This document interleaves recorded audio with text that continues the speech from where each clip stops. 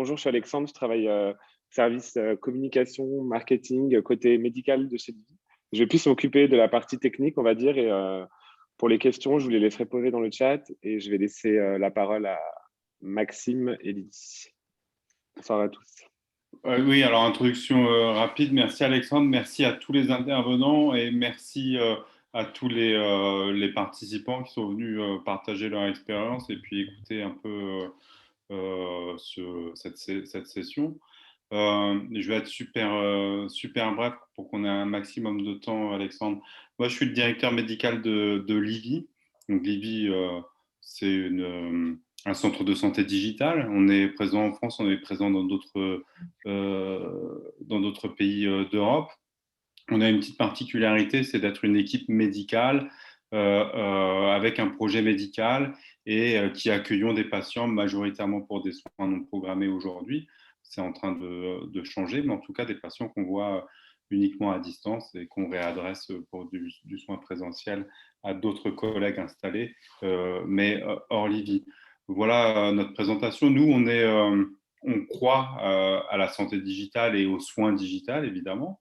On pense que la téléconsultation, c'est quelque chose de différent et de complémentaire à la consultation. C'est quelque chose qui nécessite d'avoir une réflexion clinique spécifique et une réflexion globale pour bien identifier la valeur que ça peut créer, mais aussi les risques que ça peut faire prendre. En tout cas, on est, nous, clairement dans cette réflexion-là. C'est pour ça qu'on a, avec la Société française de santé digitale, dont les deux présidentes sont avec nous, Lydie Canipel, bonsoir, et Nathalie Salle, bonsoir également. On a fait un travail d'aller voir des sociétés savantes de médecine, leur demander leur perception de la santé et du soin digital. Dans ce cadre-là, on a rencontré Monique Romont, professeure émérite de nutrition, qui est avec nous ce soir. Merci, Madame Romont. Et on a décidé, dans les suites de ce livre blanc, de continuer à réfléchir sur le soin digital, le soin à distance, la santé digitale, dans le cadre de webinaires. Et ce soir, donc, avec la Société française de soins digital, on accueille notamment le professeur Romont et la Société française de nutrition, mais aussi Mme Selmin, qui est présidente de l'association La Terre est ronde, qui va nous donner aussi son point de vue de patients, usagers, personnes, appelons ça comme vous voulez, vous nous direz ce que vous préférez. Et puis aussi, on aura le témoignage de Madame Deloz, qui est gestionnaire d'un centre de santé tout à fait spécifique, qui appartient à la Ligue contre l'obésité, un centre de santé Obé Santé, qui est spécialisé dans la prise en charge des personnes obèses, en surpoids. Voilà, donc c'est un partage d'expériences croisées. On va avoir un petit entonnoir en fait, hein, avec, je pense, côté Société française de soins digital, Lydie Canipel et professeur Salle, vous allez nous donner un peu, nous offrir une prise de hauteur sur le soin digital, ce qu'on peut en attendre. On reviendra sur des choses pas forcément digitales avec vous, professeur Romont, pour reprendre un peu les fondamentaux du parcours de santé de la personne obèse. Moi, je ferai une toute petite intervention sur ce que dit la science, parce qu'on commence à avoir des données de la science. Le problème avec les données de la science, et notamment à des stages précoces, c'est que les conclusions sont toujours les mêmes. Il faut plus d'études, il faut plus de recul. Mais on en est un peu là, mais je ne veux pas trop dévoiler le sujet. Et après, on aura des retours d'expérience qui nous permettront aussi d'enchaîner avec du dialogue et des questions-réponses. Ça te va, Alexandre, c'est correct? Du coup, on donne la parole aux présidentes de la Société française de santé digitale et je vous remercie à nouveau, Lydie et Nathalie. Bien, au nom de la SFSD, puisque Nathalie a souhaité ce soir me donner la parole, tout d'abord, on veut remercier vraiment très, très sincèrement la Société Livy et puis d'avoir eu cette idée qui a été pour nous un chemin et un partage pendant presque une année, un partage de réflexions autour de la santé digitale pour aboutir à ce livre blanc que nous espérons que vous avez au moins parcouru, j'allais dire. Et ce qui nous a attirés en tant que Société française de santé digitale, qui est une société savante, société centrée sur l'évolution des pratiques professionnelles, l'accompagnement des professionnels de santé à ce virage numérique et des patients, c'est que la volonté était d'entendre le terrain. Donc, à travers différentes interviews, à travers les sociétés savantes, on a souhaité passer le message, en gros, qu'est-ce qui se passe sur le terrain. Donc, ça a été une rencontre humaine, mais ça a été aussi une rencontre de réflexion. Et ce soir, c'est le début de la seconde partie, j'allais dire, du chemin, puisque c'est le premier webinaire d'une série de webinaires que nous allons accompagner pendant jusqu'à la fin, j'imagine, de 2021. Alors, on a pensé que pour introduire ce webinaire, c'était peut-être pas mal de faire un point sur où en sommes-nous, professionnels de santé, sur la téléconsultation, l'exercice de la téléconsultation aujourd'hui. Eh bien, ce n'est pas top. Il faut dire, slide suivant. Il faut dire que ce n'est pas top. Nos professionnels de santé, comme je dis toujours, ont été poussés au premier confinement dans la piscine sans bouée, parce qu'on n'a pas eu le choix. On s'est trouvé à tout à distance. Il n'y avait plus le choix, mais on n'était pas préparés. On n'était pas préparés, on n'avait pas les bons outils, il manquait du réseau bien souvent, mais malgré tout ça, en se rabattant sur le téléphone, on a sauvé des vies. Et ça, il ne faut pas l'oublier quelque part. Et puis, on s'est imprégné. C'est une toute petite imprégnation, j'allais dire. Et je vais au-delà de la télémédecine, mais du soin digital, parce que beaucoup d'infirmières aussi ont été confrontées aux télésoins pour pouvoir communiquer avec leurs patients. Alors aujourd'hui, on se rend compte qu'il y a beaucoup plus de médecins qui, quelle que soit la spécialité, qui utilisent la téléconsultation, mais très, très, très peu de façon confidentielle par rapport à leur activité globale. Donc là, vous avez les médecins généralistes et ça a encore baissé au mois de mai. Donc, on se rend compte c'est très, très peu de leur… Je ne vois pas le chiffre, je change. On arrive à 4,6% d'une activité, c'est dérisoire. Alors que si on regarde, il y a 81% d'entre eux qui utilisent la téléconsultation. Donc, on voit très bien qu'ils l'ont mis complètement dans une niche par défaut quand ils ne peuvent pas faire autrement. Alors, si on regarde les spécialités, bien sûr, j'ai pris les cardiologues parce que 0,8%, comme vous pouvez le voir, ce sont des chiffres vraiment très tristes. Mais ce n'est pas grave, ce n'est pas perdu. La question qu'il faut se poser, c'est pourquoi en post-confinement, on arrive à ces chiffres alors qu'on avait 1 million de téléconsultations à l'époque du premier confinement. Et c'est là qu'on arrive à une vraie réflexion. C'est que les études post-confinement ont toutes montré quelque chose qu'il faut entendre, qu'il faut absolument entendre et accompagner. Nos médecins, comme nos infirmières, comme nos pharmaciens, et surtout nos médecins, ont été frustrés de l'examen clinique en présentiel. Et ils pensent que cet examen clinique pour lequel ils ont été formés, il est systématique, quasiment, et il est indispensable. Et ils ont en plus rencontré de gros problèmes techniques parce qu'ils n'avaient soit pas de réseau, donc ils ont pris le téléphone, soit du réseau, mais ils n'avaient des outils qui leur permettaient que la visioconférence, qui ne permettaient pas d'avoir des assistants de téléconsultation auprès du patient, qui par exemple pour la Covid, aurait pu avoir un stéthoscope connecté et aider le médecin à écouter le cœur, les poumons, du patient. Si on regarde ce qu'ont dit les patients, slide suivante, eh bien, quand on regarde le citoyen et le médecin et les professionnels de santé, tout confondus, ils emploient un mot qui fait mal. À 78%, ils disent déshumanisation de la médecine. 71% disent, mais il y a beaucoup plus de risques. Et 45% disent, on a peur de la télémédecine. Et tout ça est dû à un non-accompagnement, à un non-accompagnement dans l'évolution des pratiques professionnelles. Et donc, on voit ça et qu'on l'entend, la question, slide suivant, la question qu'on peut se poser, pourquoi réagissent-ils comme ça? Ils réagissent comme ça pas pour nous embêter, nous qui sommes des passionnés de la santé digitale, mais tout simplement, il faut se rappeler ce qu'est le métier de soignant. Le métier de soignant, il faut le comprendre. Slide suivante. Le métier de soignant, pendant toutes nos études, on est sur un modèle d'humanisme, c'est-à-dire qu'on nous forme avec un cerveau complètement centré et tourné vers l'humain. Alors bien sûr, vous allez, et en plus, ce n'est pas optionnel pendant les études. On ne prend pas un UV ou une option de dire, tiens, je vais me former à l'humanisme. C'est intrinsèque, c'est l'acte médical qui est un acte porté par l'humanisme. Alors vous allez me dire, mais cet humanisme médical, il doit vivre avec son temps. On est dans un contexte de haute technologie.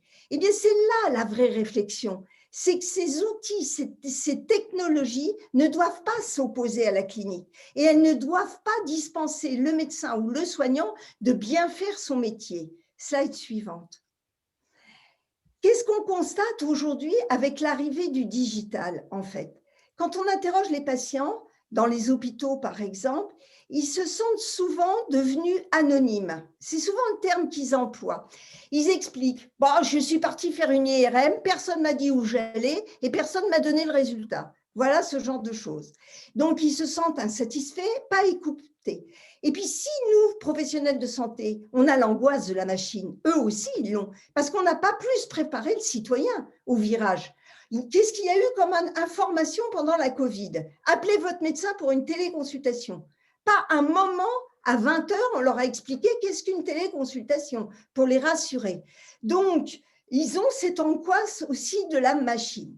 Et puis, qu'est-ce qui se passe? Depuis qu'il y a Internet et autres, le médecin se sent souvent, dans sa valeur symbolique, déconsidéré. Pourquoi? Parce que le patient arrive et il dit « j'ai vu sur Internet » et il remet en cause le diagnostic ou il remet en cause le traitement. Donc, la relation a bougé, elle a évolué. Chacun doit bouger ses repères. Mais tout ça provoque de l'insécurité, inévitablement constante. Et puis, ça va même jusqu'à l'image de l'autre qui change. C'est-à-dire, le patient peut devenir une menace, avec la menace du procès, etc. Et la machine. Bien souvent, quand on voit les professionnels de santé, ils nous disent « ça nous coupe de la décision collégiale ». On est déresponsabilisés, c'est l'outil qui va faire à notre place, etc. Même s'ils pensent, comme nous tous, qu'il y a une espèce de magie derrière les outils. Mais la magie de l'innovation ne doit pas cacher tout ce que l'innovation va impacter sur l'être humain qui soigne. Et c'est là où il faut accompagner nos professionnels de santé. Et tous se disent avec les systèmes d'information dans les hôpitaux, ça augmente mon temps de travail parce que je fais de l'administratif au lieu de soigner. Et prenez l'exemple des mails. Moi, j'ai vécu l'arrivée des mails. C'est absolument extraordinaire, ces mails. À partir du moment où ces mails sont arrivés, on ne va plus dans le bureau du voisin avec un café pour discuter, prendre une décision. Alors, qu'est-ce qu'on fait? On fait un mail, mais surtout, on met quelqu'un en copie. Parce que si l'autre n'a pas lu son mail, ben on va le culpabiliser. Tu n'as pas lu mon mail et j'en veux pour preuve. Dupont, lui, il l'a lu. Et on culpabilise les gens. Donc, on coupe cette relation humaine. Ça ne veut pas dire que c'est inutile. C'est merveilleux de communiquer avec le monde entier. Mais il faut qu'on réfléchisse à comment gérer et ne pas être des victimes, mais d'être des acteurs. Slide suivant. Alors, un petit rappel que m'a demandé Maxime et puis Alexandre. Au fond, c'est quoi la télésanté? Ça aussi, c'est extrêmement important. On vient de vivre le 3 juin un grand moment. On vient de vivre un grand moment dont on n'est pas très conscient. Le décret télésoins est sorti et dans la télésanté, la téléexpertise accessible aux infirmières, aux pharmaciens, aux auxiliaires médicaux. C'est extrêmement important. On était dans un parcours tout présentiel.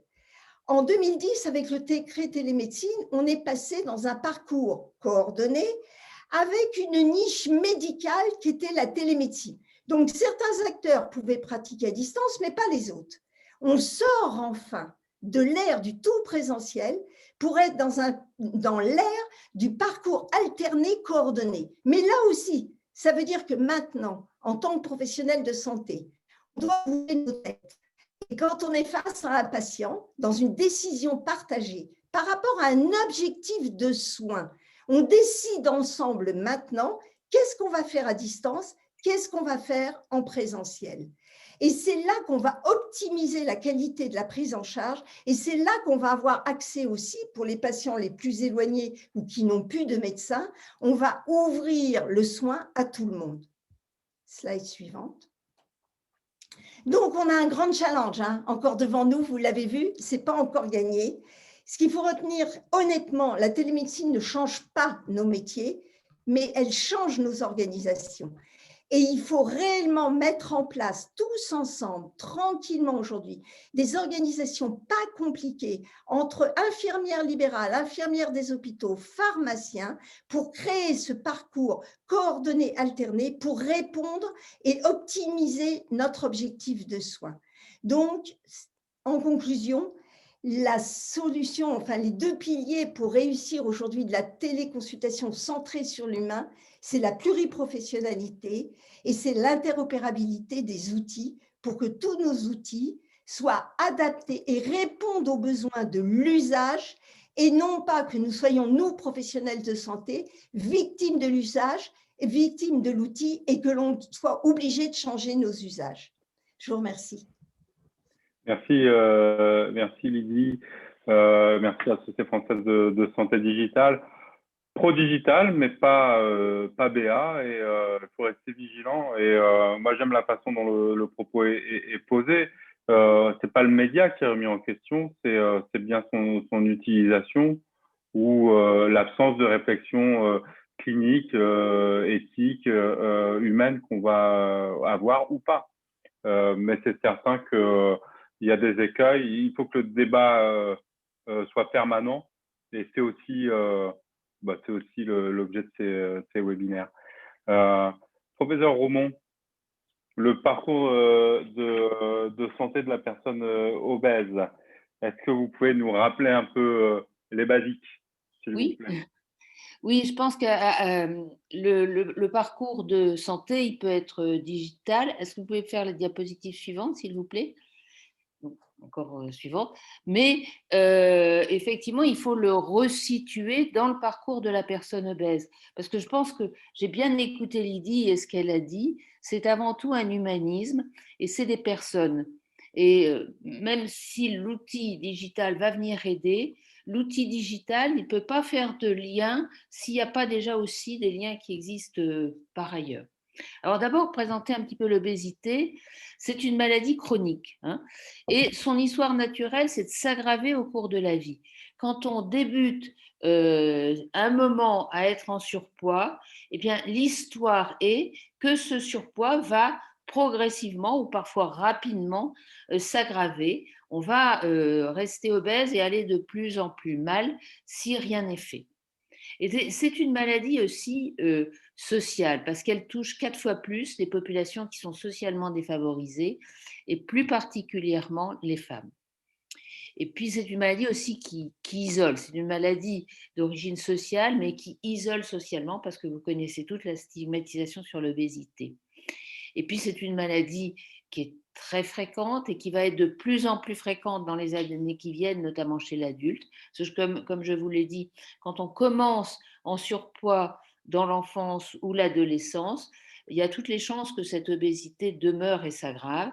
Comme on a eu même si ça se stabilise chez l'enfant maintenant, comme on a eu vraiment une montée de la prévalence du surpoids et de l'obésité chez les enfants, on va voir cette prévalence s'aggraver chez l'adulte dans les années qui viennent. Donc c'est vraiment une maladie à laquelle on est tous confrontés. Alors les objectifs de la prise en charge, bien, c'est d'abord et avant tout d'améliorer la qualité de vie et l'estime de soi.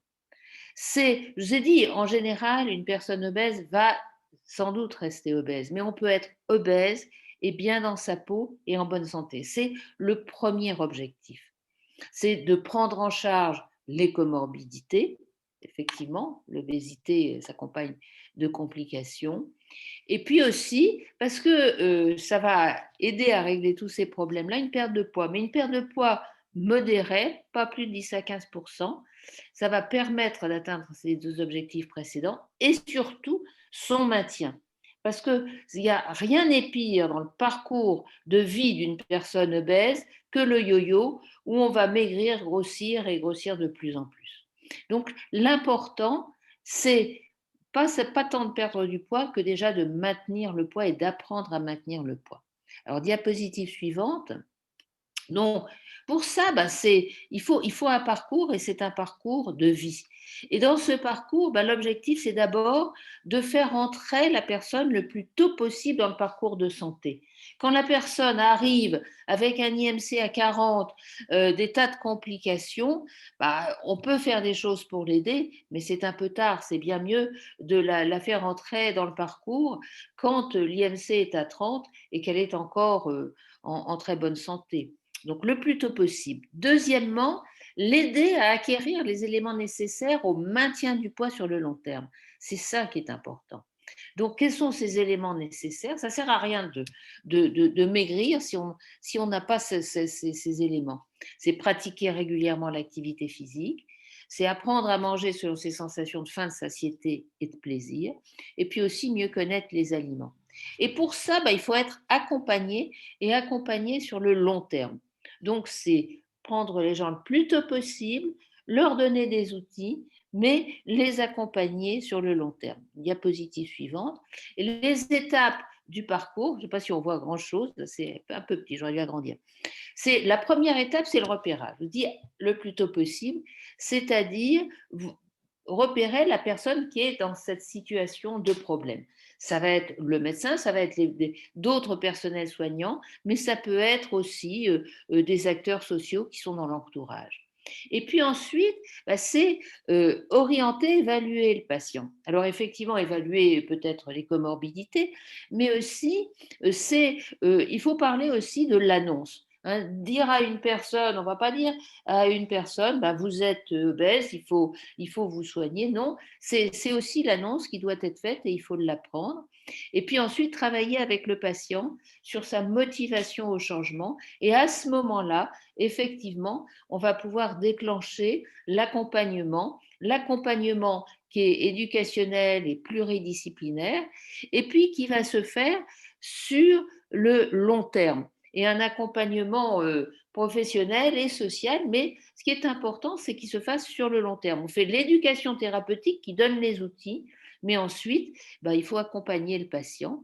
Et puis, sur ce long terme, et avec des renforcements, il peut y avoir aussi des rechutes, parce qu'il y a des accidents de vie, il y a des tas de choses qui peuvent se passer, et on repart. Mais finalement, l'idée, c'est que même s'il y a des rechutes, on va progressivement aller vers l'amélioration. Ce n'est pas un yo-yo où on va vers l'obésité sévère, ce sont des rechutes qui vont accompagner le patient vers une amélioration. C'est ça, la description du parcours de la personne obèse. Donc, je crois que j'ai fini ma description. Et voilà. Maintenant, parler du digital. Merci beaucoup. Parmi les mots-clés comme ça à la volée, effectivement, il y a le repérage, il y a la motivation et puis il y a l'accompagnement dans la durée. C'est des sujets qu'on se trouve abordés dans la littérature sur le lien entre, sur l'apport du digital dans la prise en charge du surpoids et de l'obésité. Je vous ai mis quelques références à la fin de ma présentation pour que vous alliez voir. Évidemment, après ça, vous vous entraînez par le jeu des liens hypertextes dans toute une littérature qui est assez importante. J'ai tiré, en tout cas, j'ai transformé un peu une des citations un élément d'introduction d'un papier qui constatait effectivement que on pense que le digital, par l'impact sur la sédentarité et la diminution de l'activité physique, est en partie responsable de l'épidémie de surpoids et d'obésité. Et le paradoxe, c'est qu'on en fait aussi aujourd'hui un outil pour accompagner la perte de poids et le maintien de la perte de poids dans la durée. Diapo suivante, je l'ai mis en bas à droite, dans la littérature, il semble y avoir plusieurs milliers d'articles qui se penchent sur la question de l'apport du digital sur la perte de poids. Souvent, les méta-analyses n'en gardent qu'une poignée, pour des raisons méthodologiques probablement, mais en tout cas, ça fourmille.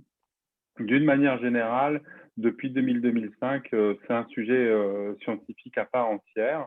qu'on retrouve dans des revues spécialisées. La France a sa société savante, avec ses présidentes aujourd'hui avec nous, la Société française de soins digital, de santé digitale. La science médicale a ses revues dédiées à la santé mobile, à la santé digitale, etc. Le boom, ça a été l'adoption massive des technologies qui sont devenues abordables, notamment technologies mobiles.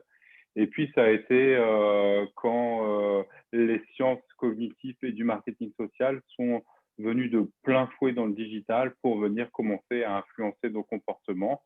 D'abord, évidemment, à des fins commerciales et ensuite pour des motifs plus vertueux. Il faut savoir aussi qu'il y a énormément de sujets de santé dans le digital. C'est dans le top 3 des motifs de recours, des recherches Internet, etc. Donc, c'est vraiment quelque chose qui est important et assez massif.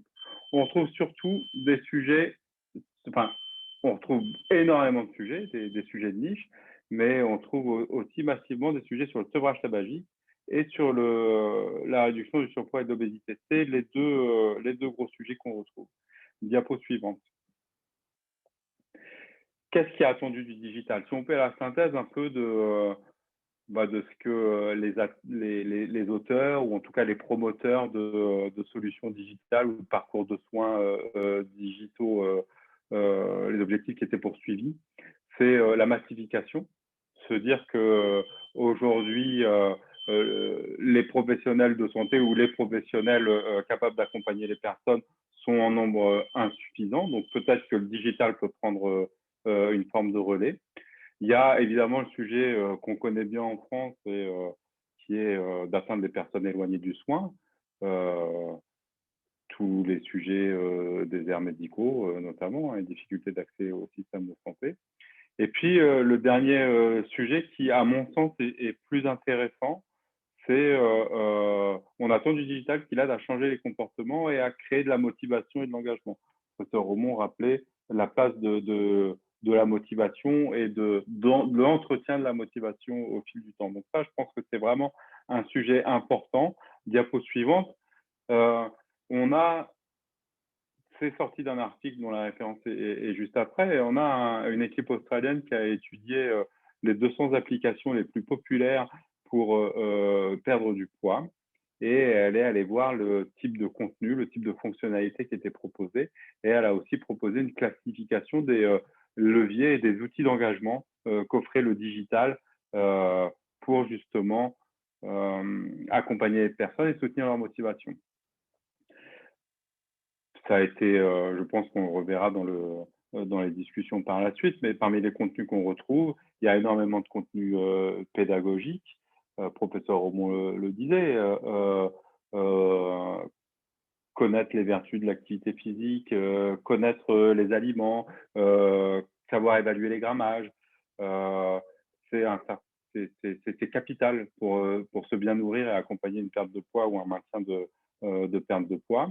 On retrouve des fonctions plus attendues du digital aussi autour du suivi de données, de l'export de données vers des professionnels de santé, de l'activité physique, du coaching.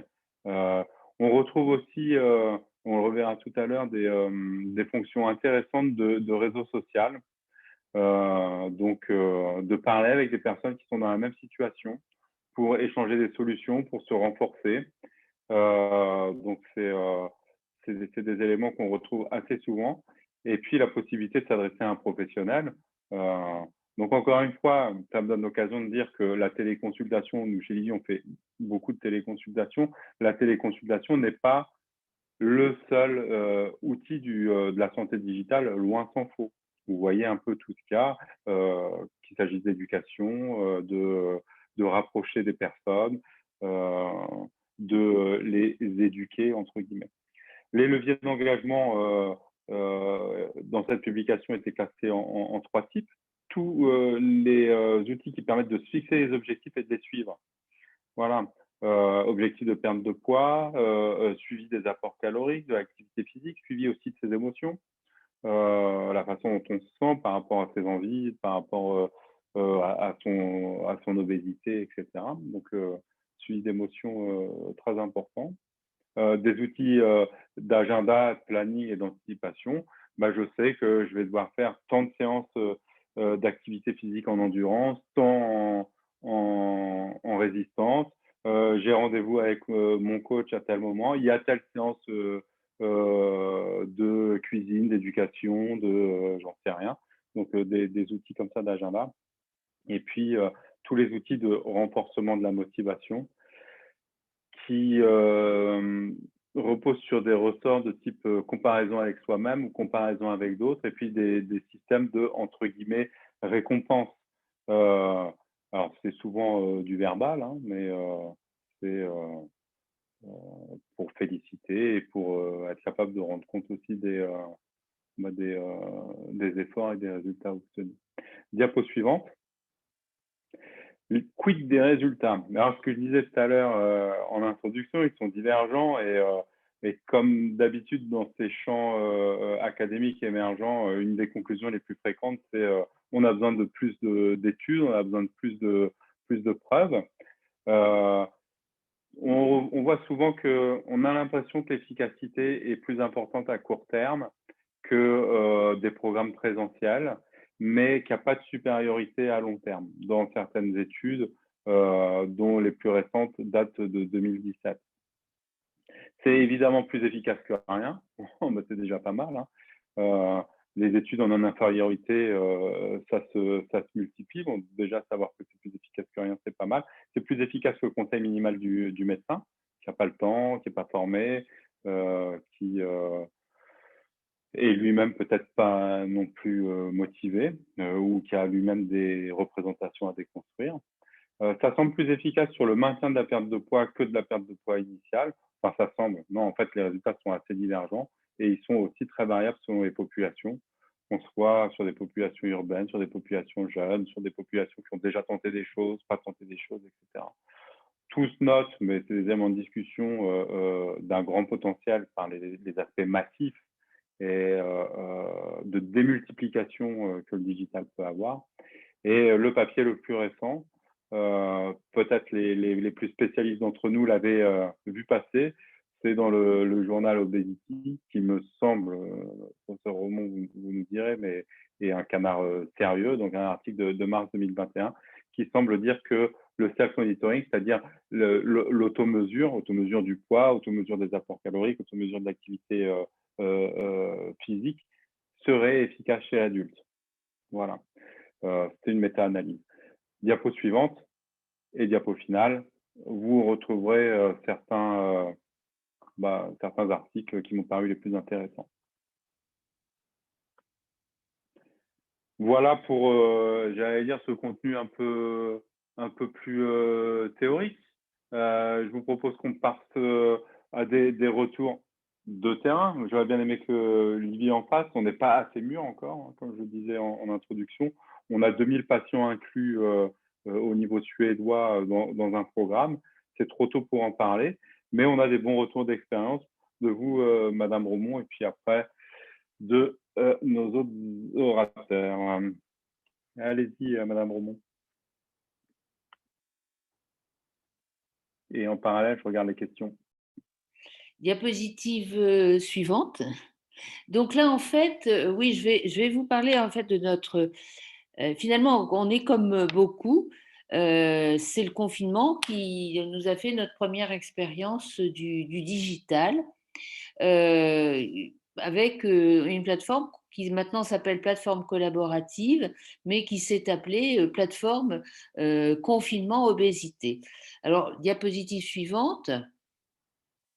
En fait, c'est arrivé que la pandémie de Covid en mars a entraîné l'arrêt des soins et des activités en présentiel. Donc, nous étions, nous, des professionnels de santé, et je voulais dire que c'était des professionnels de santé, on réfléchissait déjà de toute la France pour le parcours de soins, l'organisation du parcours de soins de la personne obèse. On était dans cette réflexion et on s'est tous aussi trouvés confrontés à nos patients, bien qu'on était un petit peu, on avait l'impression d'abandonner, et les patients eux-mêmes se sentaient abandonnés. Il n'y avait plus rien. Nous, on avait des programmes d'éducation thérapeutique qui devaient démarrer, qu'on ne pouvait plus démarrer. Les patients étaient un peu perdus, angoissés, d'autant plus que très rapidement, on leur a dit que pour eux, le Covid était encore plus mortel que pour les autres. Ils étaient encore plus isolés que d'habitude. Et donc, finalement, on a bricolé une solution entre nous. On s'est dit, bah voilà, on ne peut plus faire de l'éducation thérapeutique. Nos psychologues, les diététiciennes, les éducateurs médico-sportifs, ben, ils ne peuvent plus travailler. Ben, ils vont consacrer un petit peu de temps à une plateforme qu'on va proposer à nos patients, et tous, on a proposé et on a mis tout en commun. Au lieu d'avoir les psychologues et les éducateurs de Lille qui soignaient les personnes de Lille, eh ben, c'était tout le monde, on a tout mis en commun. Les diapositives suivantes. Et donc, pour faire une espèce de programme dont l'objectif c'était d'abord et avant tout d'aider les patients à gérer leur stress, à maîtriser le comportement alimentaire, parce que se retrouver tout seul chez soi avec son frigidaire, c'est pas terrible. Les accompagner dans la pratique de l'activité physique quand on peut pas sortir, et voilà, et les aider à s'adapter, surtout rompre l'isolement. Et donc, il y a eu finalement des groupes de parole, quelques conférences, mais surtout des tas d'activités, de cuisine, des replays, des vidéos, des informations. Diapositive suivante. Diapositive, ouais. Et voilà ce que ça donnait. On parlait de planning, et ça, c'était par exemple le planning d'une semaine. Les patients, finalement, ils pouvaient voilà, ils avaient à la carte toute une série d'activités et ils choisissaient celles qu'ils avaient envie. Il y avait de la cuisine, de la sophrologie, il y a aussi de l'art-thérapie, plein de choses.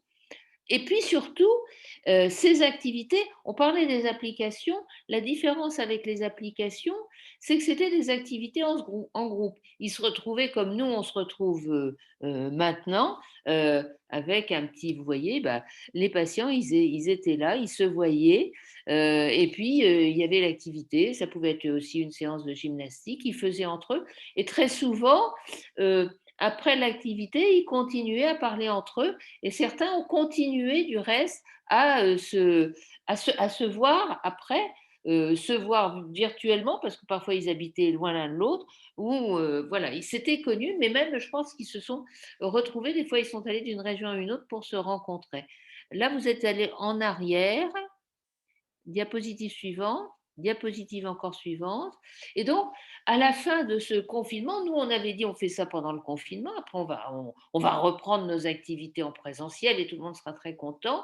Et on s'est rendu compte que les patients, alors on a eu des retours très positifs, on a eu jusqu'à 600 personnes qui se connectaient sur cette plateforme, avec des retours très positifs. Les gens ont dit bah, ça nous a aidés pendant cette période-là, et non seulement pendant cette période-là, mais certains finalement n'avaient pas connu cet accompagnement. Ils ont découvert ça grâce au digital. Ils étaient éloignés pour des raisons du soin, des activités, et ils ont découvert ça. Et ça leur a changé la vie. Et certains, après, ils ont continué d'autres démarches. Ça a été pour eux une manière d'entrer dans le parcours. Ce n'est pas une béquille, ça a été quelque chose de vraiment important. Et c'est pour ça qu'on s'est dit, bah, on va continuer. Diapositive suivante. Et donc, on essaie de continuer actuellement. Donc, c'est devenu le projet confinement obésité, il est devenu une plateforme collaborative en obésité pour accompagner des personnes en surpoids ou en prise de poids avec des ateliers. On en a moins que pendant le confinement parce que les professionnels ils sont moins disponibles. Et pour le moment, on est en train d'essayer de trouver des financements. On en trouve un petit peu pour pouvoir justement continuer. Et donc, des accompagnements qui continuent, les patients qui continuent et des nouveaux patients qui arrivent. On s'est un petit peu aussi professionnalisé. On était sur Zoom bricolé. Là, maintenant, on a une plateforme qui est Barnabé, qui est une plateforme sécurisée et organisée pour ça, pour cet accompagnement et pour ces programmes d'éducation thérapeutique. Et on continue finalement aussi à faire des programmes d'éducation thérapeutique en digital. Alors, diapositive suivante. Voilà, donc on a des partenaires structurels, c'est finalement ceux qui étaient au départ et qui continuent à s'y associer, puis des associations de patients, et vous allez écouter Martine Semin qui est aussi sur cette plateforme et qui contribue à l'animation de cette plateforme. Et puis opérationnel, c'est effectivement la plateforme Barnabé qui est maintenant notre partenaire opérationnel. Alors, diapositive suivante. Alors, on a continué donc ces activités. Donc là, vous voyez, un cours de cuisine.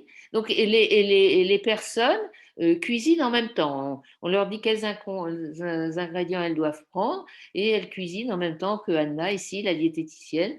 C'est retrouver le plaisir de cuisiner. Il y a des séances de soutien psychologique. Puis il y a aussi, parallèlement, des programmes d'éducation thérapeutique plus structurés. Alors justement, à propos de ce programme d'éducation thérapeutique, on a présenté tout à l'heure, Maxime a présenté la littérature.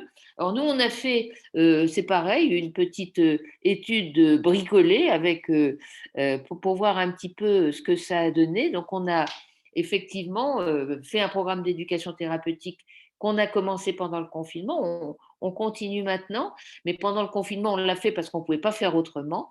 Et il y a une étudiante qui vient de faire sa thèse, donc je vous présente ses premiers résultats. Elle est du reste, je pense, parmi l'assistance, c'est Charlotte d'Avril, et je la remercie du travail qu'elle a fait de recueillir tous ces données. Et ça, c'est les résultats, diapositive suivante, de son travail. Ah, il n'y a pas vous voyez, c'est l'efficacité. Donc, on a comparé les patients qui ont eu l'éducation thérapeutique pendant le confinement, et puis à des groupes que l'on prenait, c'est pratiquement le même type de groupe, la même organisation, mais que l'on avait avant en présentiel. Et vous voyez que l'évolution, donc ça c'est en bleu le groupe présentiel et en rouge le groupe visio, vous voyez que l'évolution est la même. Et je dirais que cette évolution est la même, et c'est d'autant plus remarquable que le groupe visio, là, ce groupe visio-là, il a été fait vraiment pendant la période de confinement dur, où tous les Français, moi compris, ont pris 2 kilos.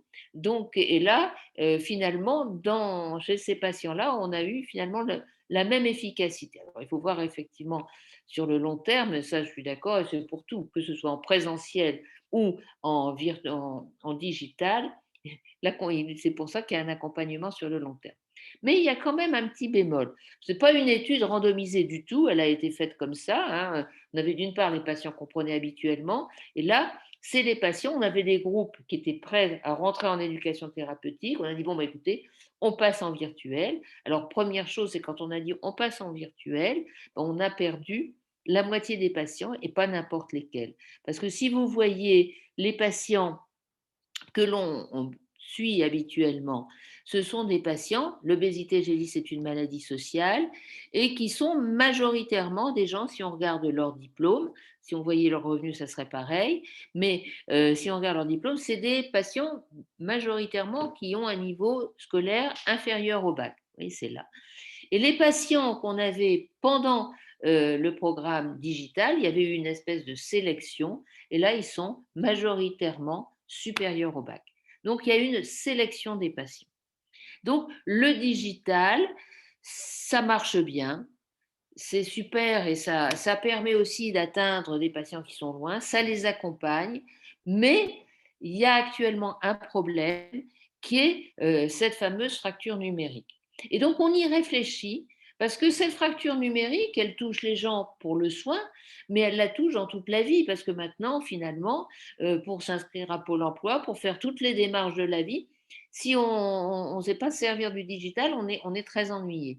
Et donc, cette exclusion numérique, elle est embêtante, il faut y lutter. Et on sait maintenant, parallèlement, ce qu'on fait maintenant, et surtout pour les patients qui sont dans des zones, des déserts médicaux qu'on ne peut pas avoir en présentiel, nous, on travaille toujours dans les centres sociaux avec les associations.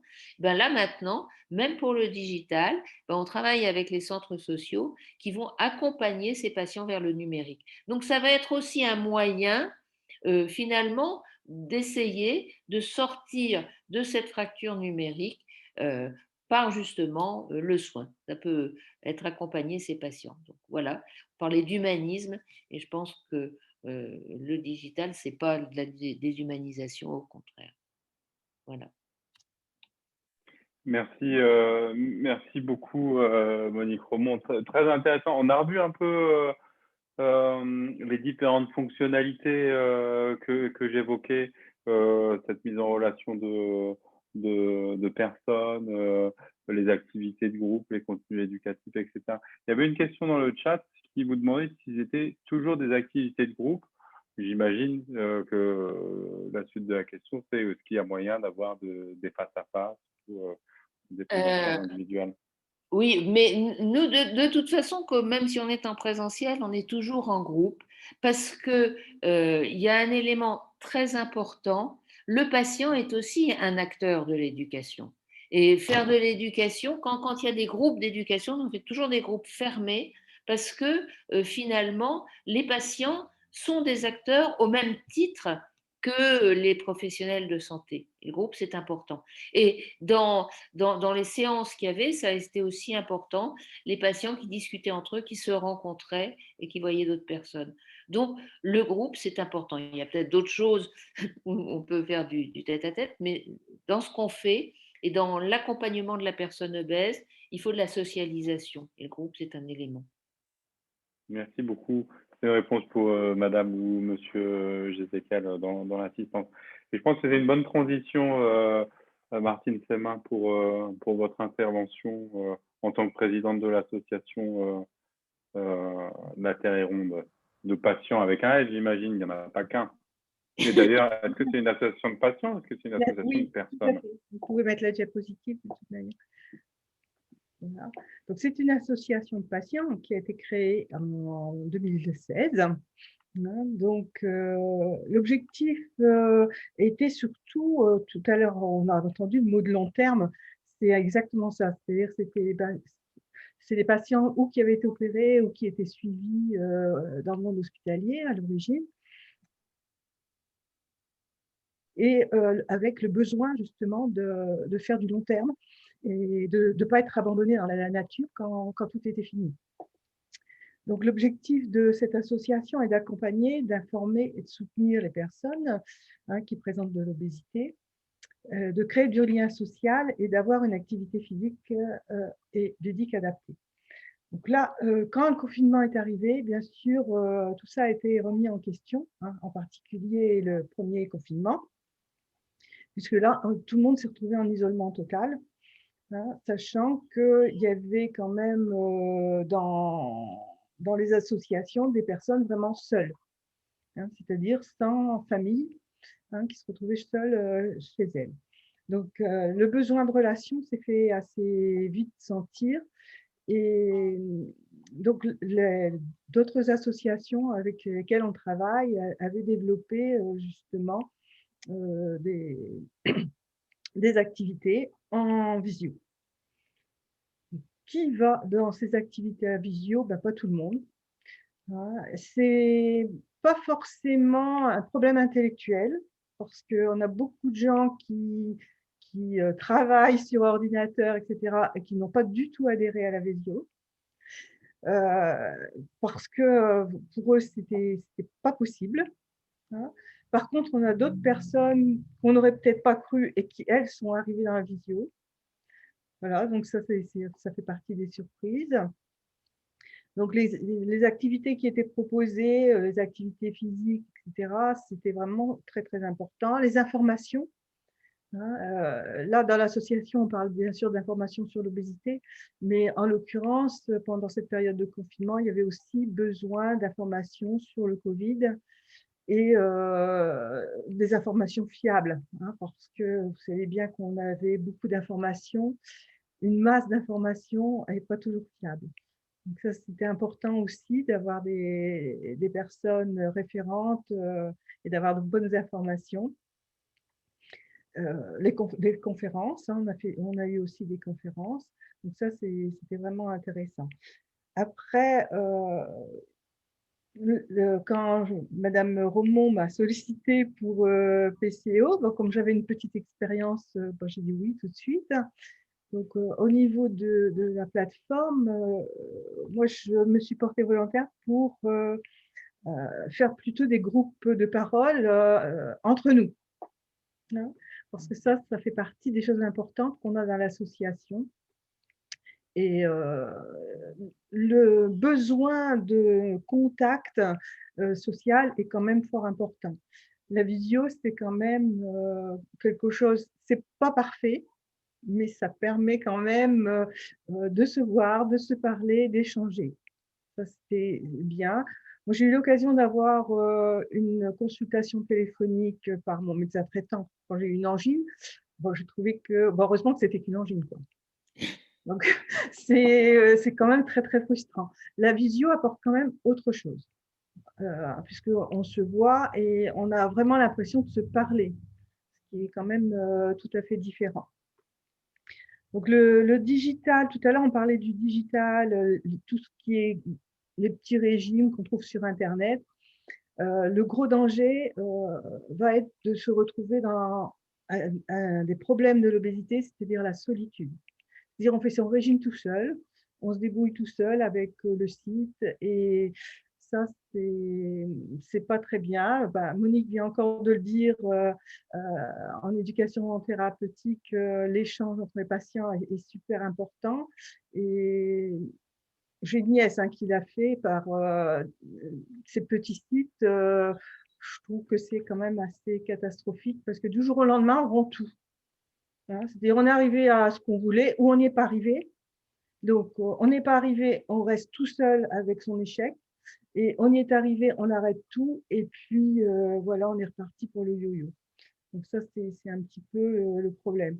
Alors, pourquoi ça marche sur du court terme? Moi, j'ai une petite idée. C'est parce que, en fin de compte, quand on se branche sur ce site, on est en pleine motivation. Donc, c'est peut-être pour ça que ça marche mieux sur le court terme. Et quand on veut passer par un service approprié, il y a plusieurs semaines, voire plusieurs mois pour avoir un rendez-vous. Et là, on n'est peut-être plus dans cette période de super motivation. C'est peut-être pour ça que le court terme marche peut-être mieux sur Internet, parce qu'il réagit immédiatement quand on en a envie.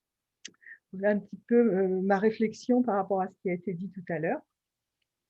Donc là, petit à petit, nos activités reprennent et on sent quand même le besoin de se voir. Hein. Ça, c'est quand même important. Et on a repris l'activité physique notamment et c'est vraiment important. Donc, ça nous a beaucoup aidé et il y a des choses qui devraient perdurer, c'est sûr. Mais il faut quand même aussi des rencontres.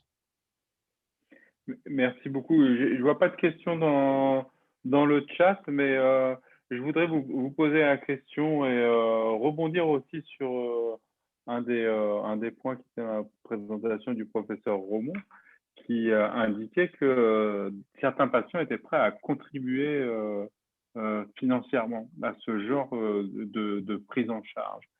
Est-ce que finalement, de toute façon, vous allez me dire, quand on cherche à prendre en charge son obésité, on est parfois prêt à payer pour des produits, pour des prises en charge, pour des choses qui ne sont pas prises en charge par l'assurance maladie. Mais est-ce que vous avez l'impression que le digital, et puis avec les chiffres à nouveau que le professeur Romont rappelait, est-ce que vous avez l'impression d'être un marché? Non, parce qu'à partir du moment où, par exemple, pour entrer dans une association, il faut adhérer. Pour entrer dans un club sportif, il faut adhérer. Donc, il y a un certain volontariat et qu'il y ait une cotisation, ce n'est pas choquant. Après, il faut que ça reste raisonnable pour que tout le monde puisse y accéder, bien entendu. Mais le fait d'adhérer à quelque chose prouve aussi la motivation qu'on a de le faire. Tout à fait, comme chez le psychanalyste. Voilà, tout à fait. Eh bien, écoutez, transition avec notre orateur final. On a une question, Maxime, dans le chat. Ah, Madame Delose, un instant, alors restez dans les starting blocks. Alors, la prise en charge, à la mienne aussi, hein, la prise en charge de l'obésité ne se résume pas à une consultation, une téléconsultation médicale, c'est pluridisciplinaire. Est-ce que vous pensez que ça pourrait être réalisable sur l'IVI? Bon, écoutez, moi je pense que ça peut l'être, pas en l'état et pas en France aujourd'hui. On est de plus en plus pluridisciplinaire chez l'IVI. Je pense qu'il nous manque bien des choses qui ont été décrites dans le parcours de soins en introduction, ou bien des choses que OB Santé, qui va intervenir juste après, propose. On a des endocrinologues, des nutritionnistes, on va bientôt avoir des psychologues, on n'a que des psychiatres pour le moment. Mais j'allais dire, on peut être une aide ponctuelle, on n'a pas l'intégralité des fonctionnalités et des contenus tels que je les ai décrits tout à l'heure. Des contenus de formation et d'éducation, des ateliers tels que Monique Roux nous a préparé, etc. Et puis, je pense que tout le monde insiste aussi sur l'alternance du présentiel et du digital. En Suède, on est sur du tout digital. On est malgré tout sur une société qui est un tout petit peu différente. Moi, je pense que moi, c'est des sujets, en tout cas en tant que directeur médical de l'IVI, sur lesquels je souhaite aller, parce que je pense qu'en complément de nos collègues médecins traitants installés ou des soignants qui connaissent leurs patients et qui les suivent au quotidien, je pense, vous l'avez bien compris, que le digital est une aide supplémentaire et complémentaire. Donc, l'avenir nous le dira, mais il est probable en tout cas qu'on tente des choses, surtout qu'on a des discussions avancées avec vous, Madame Delosé, à qui je donne la parole. Alors, je voudrais dire un petit mot aussi. L'IVI, je ne sais pas, pourrait peut-être le faire. Là, nous, on travaille maintenant avec une plateforme qui est aussi professionnelle, qui s'appelle Barnabé, et qui, là, est spécialisée justement pour porter tous ces programmes et cet accompagnement d'éducation thérapeutique. Donc, ça, voilà, c'est un peu, je ne sais pas si c'est comme l'IVI, mais voilà. Merci beaucoup. Allez-y, Mélanie. Alors, vous pouvez mettre la slide. Donc, le professeur Romand, elle en parlait tout à l'heure en disant que dans l'obésité, le plus important, c'est effectivement la prise en charge et le repérage précoce. Or, on sait, les médecins généralistes sont très peu formés à l'obésité dans leur parcours initial. Et surtout, ils n'ont pas le temps. La durée moyenne d'une consultation de médecin généraliste en France, c'est 7 minutes. En 7 minutes, on ne peut pas prendre une pathologie chronique aussi complexe que l'obésité. Et donc, c'est pour ça qu'on a souhaité, avec la Ligue contre l'obésité, créer des centres de santé polyvalents, généralistes. Et donc, on a vraiment les deux côtés de recrutement, c'est-à-dire qu'on a de la médecine générale pure, de quartier, de proximité, qui nous permet également de faire donc du repérage, du dépistage précoce de l'obésité ou des facteurs de risque de déclencher une obésité. Et ensuite, on a également un autre recrutement de personnes souffrant d'obésité qui nous contactent pour la prise en charge pluridisciplinaire de l'obésité. Vous pouvez passer la slide. Donc, quelle est l'équipe à OB Santé Montpellier? Donc, des médecins généralistes qui font également de la gynécologie et de la pédiatrie, du dépistage de l'apnée du sommeil. Des médecins spécialistes. Alors nous, nos médecins qui s'occupent de l'obésité, on les appelle des obésitologues, puisqu'ils ne vont pas prendre en charge que la nutrition, mais vraiment toute la prise en charge obésité.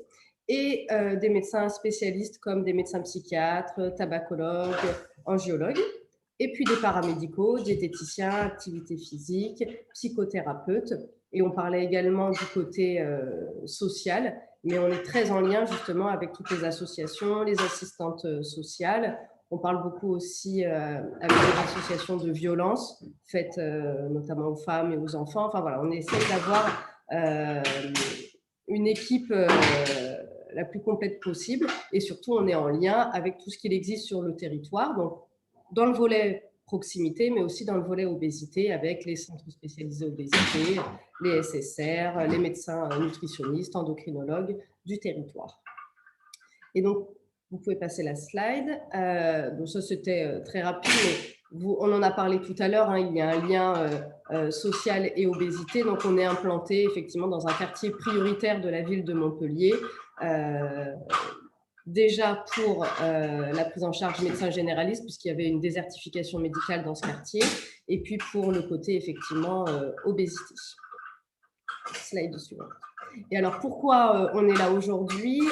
Parce que justement on est en relation étroite avec l'IVI, parce que je vous parlais de cette patientèle de l'obésité qui vient du coup de toute l'Occitanie, ex-Languedoc-Roussillon, qui vient des fois même de plus loin. Hein, on a des patientes qui viennent de régions mitoyennes, on a des personnes qui viennent des dom-tom. Donc, effectivement, pour prendre en charge ces patients-là, à un moment donné, on ne peut pas leur demander de revenir tous les 15 jours, tous les mois au centre. Et c'est vrai que du coup, la téléconsultation permet de garder ce lien, garder cette motivation et éviter les frais de déplacement, le temps perdu à se déplacer. Donc, ça aide beaucoup là-dessus. Pourquoi un partenariat avec l'IVI? Parce que justement, vous êtes aussi un offreur de soins et comme on disait, il y a des patients qui peut-être vont consulter d'abord en téléconsultation et ça nous permet de faire un partenariat étroit entre ceux du centre, de la téléconsultation, d'autres personnes qui ne connaisseriez pas le centre et qui pourraient venir, voilà, pour avoir ce parcours en mixte, comme on parlait. C'est un petit peu de visio, mais c'est aussi un petit peu de présentiel. Et on a évoqué également la prise en charge paramédicale, qui est très importante parce qu'effectivement, on a souvent des consultations très rapprochées dans le temps au niveau diététique ou psychologique. Et du coup, la téléconsultation permet de maintenir ce lien. Et alors, j'ai juste une petite anecdote d'une de mes collègues donc, qui est psychothérapeute, qui n'a pas pu être avec nous ce soir. Mais au sein de la Ligue contre l'obésité, on a créé depuis quelques années une ligne d'écoute pour l'obésité, donc pour les personnes souffrant d'obésité ou leur entourage. Et au début, c'était une adresse mail. Maintenant, c'est un téléphone, voilà, c'est un petit peu plus, mais on s'est rendu. Donc, notre collègue psychothérapeute qui a commencé cette ligne d'écoute nous disait j'ai jamais fait du téléphone, je fais toujours du présentiel, j'ai l'habitude d'avoir cette relation patient. Et elle me disait, je ne sais pas si ça va marcher. Et en fait, ça a très bien fonctionné parce que les personnes en situation d'obésité, on enlevait toutes les barrières du déplacement, parce qu'on l'a dit, c'est toujours assez compliqué de se déplacer, de se garer par exemple ou de prendre les transports, et puis on enlève le regard de l'autre. Et du coup, ces consultations au téléphone fonctionnent très très bien, les patients se sentent à l'aise, n'ont pas de jugement, n'ont pas de regard de l'autre, et du coup, on l'a mis en place également à OB Santé avec de la téléconsultation mais sans vidéo, voilà, pour certaines consultations. Donc, ça fonctionne très bien également avec les paramédicaux. Voilà, je crois que je n'avais pas beaucoup de temps. Je crois que je n'avais pas d'autres slides après. Voilà. Merci beaucoup. En tout cas, alors, on a sur le dernier constat, et pour rebondir aussi avec les éléments d'introduction de la Société française de santé digitale, je crois que l'ensemble des professionnels et des patients qui ont eu l'occasion de recourir aux soins à distance, notamment avec des outils de visio, ont été surpris par la qualité du lien et par la qualité de l'échange. C'est vrai que d'avoir quasiment plein écran le visage de son interlocuteur, ça permet d'établir une relation vraiment certes différente, mais en tout cas de qualité. Peut-être que...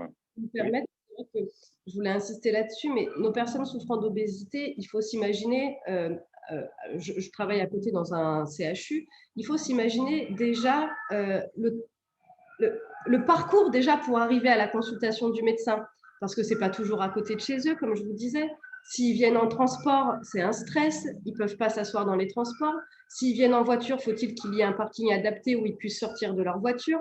Si le bureau de consultation n'est pas tout de suite à côté, bah, voilà, il faut qu'ils puissent se déplacer. Et on a des personnes qui arrivent en présentiel, des fois dans des états de stress très importants et qui, du coup, le temps que le stress ne redescende, ben, ils ne sont plus présents dans notre consultation.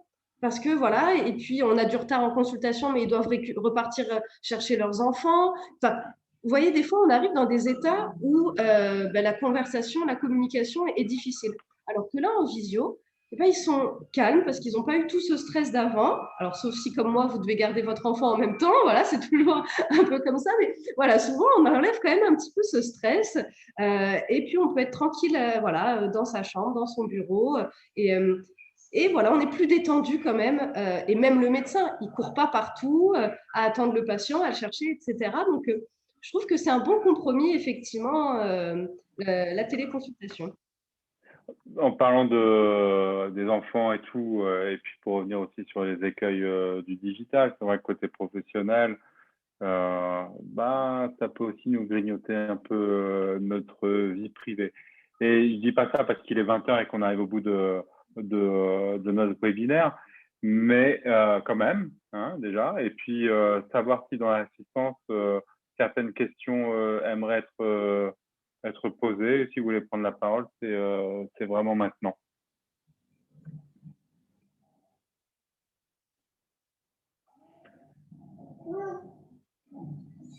Bah, écoutez, hein, on ne va pas non plus vous tirer les verres du nez ou vous obliger à poser des questions. Du coup, je laisserai un mot de la fin à chacun. En ce qui me concerne, je dirais qu'on est plutôt… On a des questions qui arrivent, Maxime. Ah, il y a des questions qui arrivent. Voilà. Ah, d'accord, Cédric, Véronique. Alors, sur le financement, alors, je vais reprendre les questions dans l'ordre et puis on peut tous essayer d'y répondre. Là, le financement, je connais bien. C'est très compliqué. En tout cas, pour ce qui est de la téléconsultation, le cadre est extrêmement restrictif. Et aujourd'hui, les autorités ne prennent pas en compte l'éloignement du soin ou des situations spécifiques qui légitimeraient un remboursement de la téléconsultation. On est dans un cadre encore très stéréotypé de la médecine française, très paternaliste du médecin traitant et de son patient et d'une relation quasiment exclusive et possessive. C'est dans ce cadre-là qu'est autorisé le remboursement. Je pense qu'on a aussi des expériences qui ont été menées. On a vu qu'on pouvait proposer des thérapies digitales, c'est-à-dire des dispositifs digitaux qui sont considérés comme des médicaments parce qu'ils ont une efficacité sur une pathologie. C'est possible, ça requiert de gros moyens, évidemment, il faut faire des études approfondies, etc. Mais aujourd'hui, je pense que, et ça a été dit, hein, il y a une partie qui reste à la charge du patient. Sur les expériences d'algorithmes intelligents, nous aujourd'hui on fait pas ça, mais j'imagine que bien sûr autour du suivi de paramètres pour aller identifier des variations, autour du comportement digital du patient, on appelle ça le phénotype digital même, je crois. Autour du comportement digital du patient, il se connecte plus, c'est qu'il est démotivé. Je pense qu'il y a des algorithmes comme ça qui tournent. Après, honnêtement, venez à mon secours, les autres intervenants. Je voudrais parler sur le financement parce que les choses sont en train de changer actuellement. Il y a ce qu'on appelle les articles 51 qui permettent des financements innovants. Donc, nous, on a effectivement obtenu un financement pour le parcours de soins de la personne obèse qui, pour le moment, n'est pas digital, mais on a introduit quand même le fait qu'éventuellement, ce parcours pourrait être digital et serait pris en charge de la même manière. Et ça pourrait être un nouvel article 51 à déposer qui serait sur les aspects digitaux. Parce que, il y a des voies de passage, indubitablement. Oui.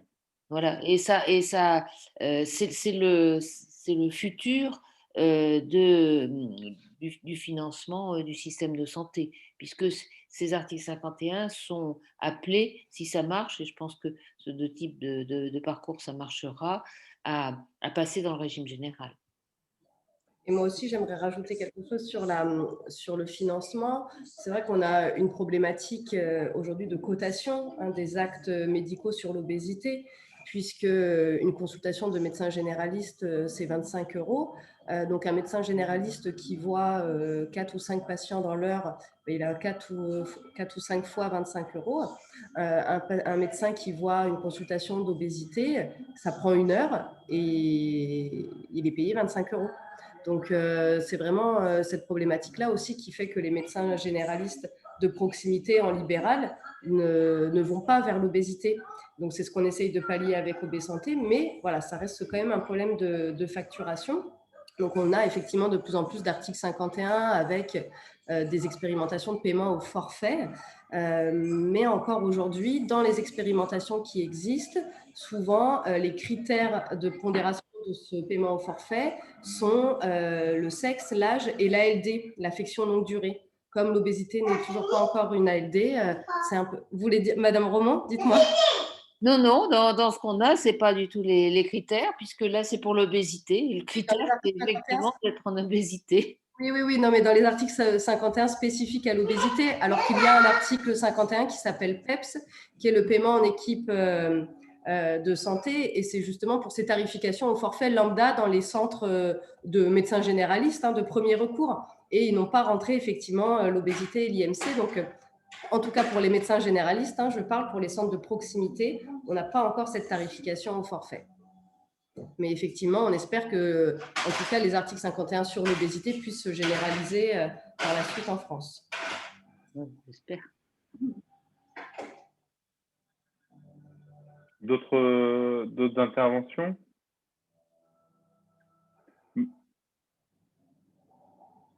Alors, un mot final, Madame Roman? Il y avait une question sur l'éducation numérique. Peut-elle être une solution pour lutter contre la sédentarité? Ça paraît un peu paradoxal, c'est vrai, mais ça peut aider. Et quand les patients n'ont pas d'autre aide, ça peut aussi les aider quand c'est bien fait. Mais c'est paradoxal. Oui, j'ajoute que la notion de sédentarité est assez méconnue. Et les gens confondent souvent sédentarité et manque d'activité physique. C'est quand même deux notions qu'on a de plus en plus tendance à séparer. Et peut-être Madame Roman voulait préciser. Oui, c'est deux notions qui sont effectivement à séparer. C'est vrai que quand on est devant un ordinateur, souvent on est assis, mais les séances d'activité physique animées, les gens ne sont pas assis. Donc on peut très bien être devant un ordinateur et actif, pas assis. Avoir une activité physique modérée de 300 minutes par semaine minimum, comme c'est recommandé, si possible réparti dans la semaine sans avoir 2 jours d'inactivité, ne suffit pas. Si vous passez votre temps assis, c'est insuffisant. Voilà une différence. Côté Société française de soins digital, de santé digitale, est-ce que vous voulez dire un mot de conclusion? Oui, alors je rallume ma caméra. Nathalie. J'avais pas trop de bande passante. Oui, Nathalie Salle. Merci. Déjà, je voudrais vous remercier et remercier tous les intervenants pour ce beau webinaire qui permet finalement, en peu de temps, de dresser le tableau des difficultés que vous avez et des solutions que vous avez déjà réfléchies dans votre parcours de soins. Donc, moi, j'ai été vraiment impressionnée par tout ce que vous avez déjà réfléchi. Et justement, je pense que la télésanté permet ces réflexions et permet d'amener des parcours innovants qui peuvent, en alternant le présentiel et le distanciel, faciliter l'accès aux soins de tous. Et on le voit dans ce que vous avez dit. Je pense que c'est aussi un moyen d'améliorer la qualité de vie des patients et des citoyens. Probablement aussi la qualité des soins, comme vous l'avez dit, parce qu'on a un suivi rapproché, alterné. Et comme l'a dit Lydie Canipel en introduction, l'objectif du numérique, c'est vraiment de permettre aux professionnels de santé de se centrer sur le soin.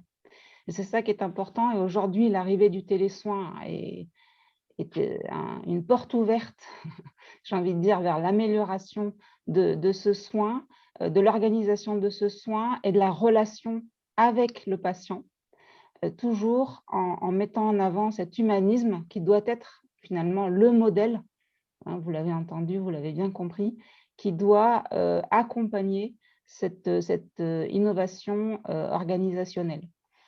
Et pour finir, sur la sédentarité, je pense que c'est hyper intéressant pour le coup de s'intéresser au numérique comme solution, parce que le numérique a cet avantage de se centrer sur le patient, de se centrer sur ses souhaits, ses possibilités, ce qu'il peut faire, pas faire. Et on est finalement plus du tout dans un soin avec une attitude collective, mais plus individuelle, centrée sur les souhaits du patient. Et je pense que pour le coup, sur l'activité physique et tout ce qui est de l'ordre de la prévention, c'est un atout très important qu'il va falloir travailler. Merci à tous. Merci Nathalie.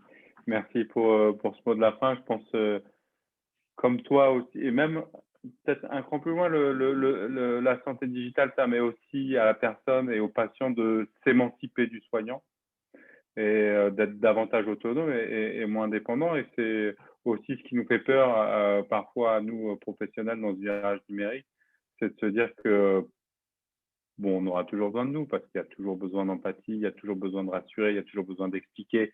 Et puis, il y a des fois où ça ne va pas, et, objectivement. Mais pour toute une partie du soin primaire ou des comportements propices à la santé, la santé digitale va petit à petit émanciper les personnes. N'en ayons pas peur. Merci beaucoup aux intervenants. Merci à Alexandre d'avoir assuré l'organisation et tout. Et puis, merci à ceux qui ont manifesté de l'intérêt et qui sont venus avec nous. Avec plaisir. Merci à tous. Merci à tous. Au revoir. Au revoir. À bientôt pour un prochain webinaire. Ça sera de l'infectiologie. À bientôt. Merci aux intervenants. Au revoir. Au revoir.